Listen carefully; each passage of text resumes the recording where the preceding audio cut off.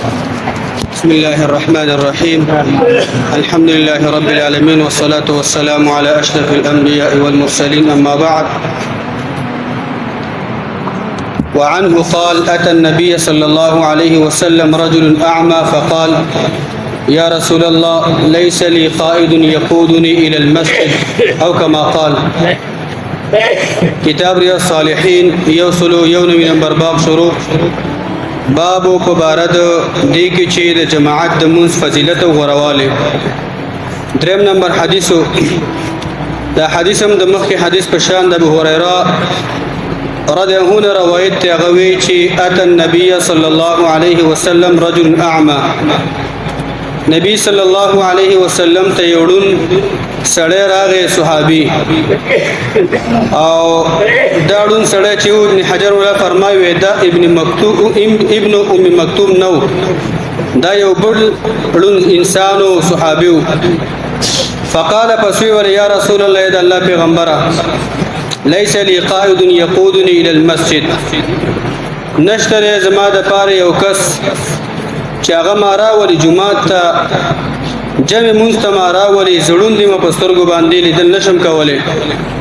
فسأل رسول الله صلى الله عليه وسلم ان يرخص له فيصلي في بيته. نو دې سړي د رسول الله صلی الله علیه وسلم نه تاسو کو چې د الله پیغمبر هغه ته رخصت ورکړي چې هغه په کور کې منځو کې او جمعه ته ناراضي، او خپل عذر متپیش کو چې زړون دی مبسترګو باندې هغه لیدل نشم کولای، او زما د پاره څوک شتم نه چې ما جمعه ته راولي. نو فرخص له د الله پیغمبر ته رخصت او اجازه ورکو چې کور کې مونږ کوا. فلما ولى دعاه، کله چې هغه وګرځید او روان شو لاړو، د الله پیغمبر راوغوښتو به ته دوباره आवाज وته کو. فقال له د الله پیغمبر تویل: هل تسمع النداء بالصلاه؟ ایتو اذان اوري د مانځه لپاره، کله چې مانځه لپاره اذان وشي تا غاوري؟ قال اصحابي وتویل: نعم هو بالکل اذان اورم. قال د الله پیغمبر وتویل: فاجب، نو پتا لازم دي چې جمعه تراشي. حکم وته کو چې اذان اوري نو پتا لازم دي چې جمعه تراشي. مقصد دا چې لکه څنګه چې د حج لپاره هغه په کعبه کې دغه شان ته حج کیږي، او د ځینې عبادتونو لپاره هغه مکانونه د خپل ځای نه دي الته هغه منځونه عبادت ادا کیږي، دغه شان د مانځه لپاره دغه شان دغه جمعتونه دي د الله کورونه دي چې مسلمان لپاره په کار دي چې هغه خپل 15 وخت مونږ هغه په جمعات کې جمع سره ادا کړي، او هیڅ قسم داسې عذر او رخصت نشته چې سړی جماعت پرې دي بغیر د اوسو عذرونو چې الله پیغمبر ذکر کړی، او خاص کر هغه کسان چې هغه 15 وخت اذان اوري، په دکان کې ناشته دکانداری کوي، په کور کې ناشتي او بالغ ته ډډه والی او روغ رمټ او جمعه ته ناراضي، دغه خلکو بس حالت وي. سرور نمبر حدیث وعن عبد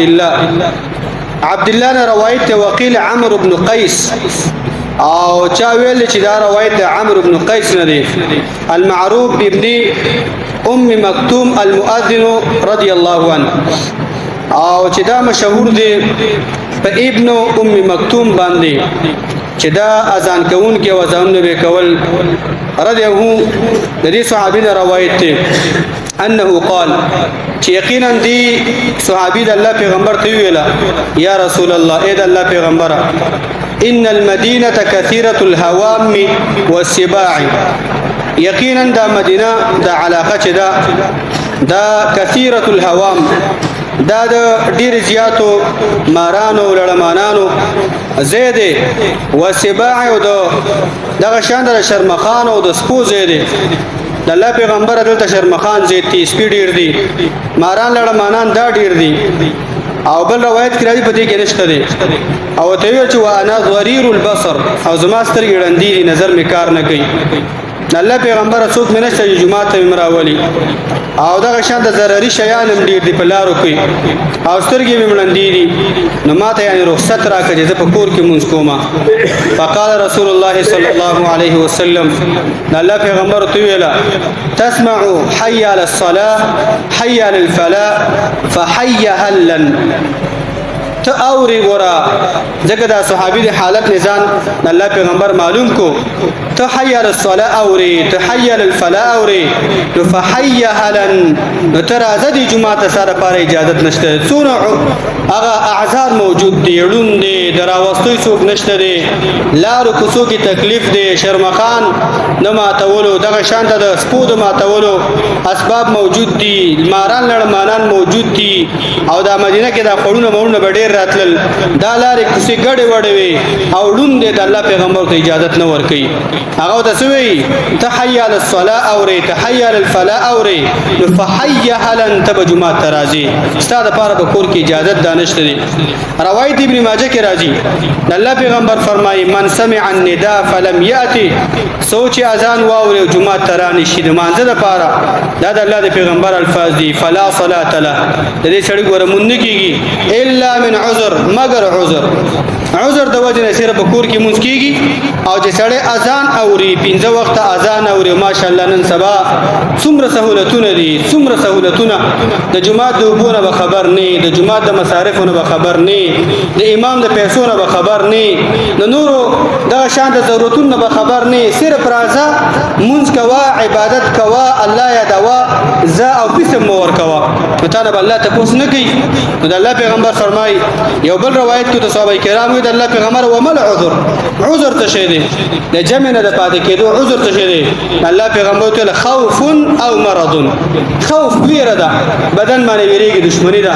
او دا ویره حقيقي کې خیالي ویره دی را بس نو زما د پولیس کې کارونه ډېر واړي نو زما سي ځان ترې یو ویره جوړ کړی دا شی نو حقيقي ویره چې ته پويږي والله پويږي ستا مال ته خطر وي ستا په کور باندې ډاکی او دشمن د حمله خطر وي ستا نفس ته حقیقت خطر وي هغه عذر چې به الله تعالی په قیامت پیش کولای شي او دغه شان د مریضتیا چې دغه شان د جمعه ته نشي اتلی صحابه کرامو تاریخ ته وګورئ د الله پیغمبر تاریخ ته وګورئ مریض د پکور کې پروت دی صحابه کرامو ته راشي ګورا ما جمعه ته بوزي د الله پیغمبر فرمایي یو حد روایت کې راځي سورہ مالک وي دغه شان دو صحابه کرام رااله دغه په وګو باندې الله پیغمبر لاسونه واچول خپل د ځان په راخلي دغه ډګو ته ځان په راخلي چې لار جوړه شو او د الله پیغمبر جمع ګورنه پرېخي دا یعنی دا تاریخ دی او دا خودنه او تربيت د خپل امت ته چې امت وګوره جماعت به تاسو نه پرې دی دغه شان د جمعتون به تاسو نه پرې دی اکثر وخت مونږ ګوره په لار کوڅو کې زمونږ استاد ځوانان نم خیر روان دي ګوره دا یاد ساتي ځکه خیر ومنګ د دینه معلومو جمعتون آبادی د مانځغم د چا سره د مشر او د کشر هغه تمیز د چا سره د علماء تمیز د چا سره او د الله تعالی شعائر قدر او عزتي موږ به دغه شان ان شاء الله هغه اراده و خیسته ساتو چې ان شاء الله امت خیر طرف ته روان دي او کله چې په عمر کې 400 بنګ دا عام شي او دغه شان د کرکټو غمي او د جمعات غمني د جمع غمني د روزو غمني الله له شاعرو غمني د فکر او احساس ني د پوهې چې امت د تباہي طرف ته روان دي چرته هم سبا ورځ نن نه خونه ګوري چرته هم آینده جمعه نن نه خونه ګوري چرته هم آینده باچا نن باچا نه خونه ګوري دا یاد ساتي کچرته زموږ اساس معاشره هغه د شان داسې حدیثونه هغه اړون ته پریو چاله کدي صحابه کرام ورته الله پیغمبر بالکل اثار موجود دي اړون دي لارې کوڅې کې راتلې نشي څوک نشته چې راي ولي خدای الله پیغمبر ته به وي چې حي على الصلاه اوري حي على الفلاح اوري حقيقي کامیابی زم دادي حقيقي د الله سره جرګم دلته کیږي دلته براځو په الله باندې ځان معاف کې وګور کې منځونه دا باندې کوي الله دې خبر متاسمه کو توفیق راکړي وصلی الله علی نبینا محمد